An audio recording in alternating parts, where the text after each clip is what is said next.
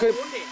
ขึ้นขึ้นนู้นปลอดภัยขึ้นจากนี้มาพี่ขึ้นจากด้านนี้เนาะขึ้นจากด้านซ้ายมาซ้ายไปขวาครับซ้ายไปขวา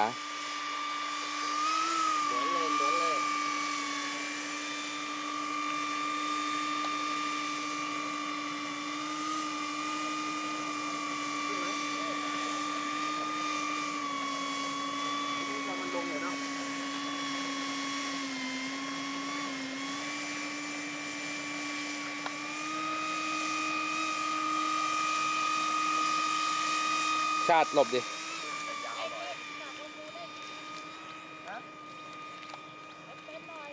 จะลองอัดไปจากนู่นอัดจากนู่นมา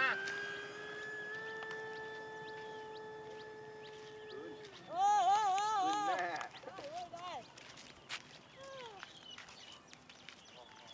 ให้ลอยช่วงนี้นะพี่จะได้ถ่ายตอนลอยพอดีเอาจริงเหรอดรอปสิมึงอ่ะชาติขึ้นแล้วก็ตรงลงนู่นเลยไม่ต้องเลี้ยวไปปาดปีใหม่มาอยู่นี่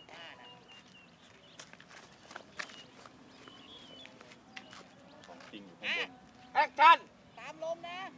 ไอ้ตะได้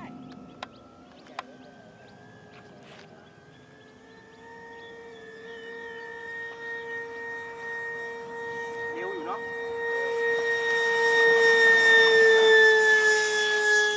สวยงามทิมขวาหน่อยเร็วทีมขวาให้พี่ศักดิ์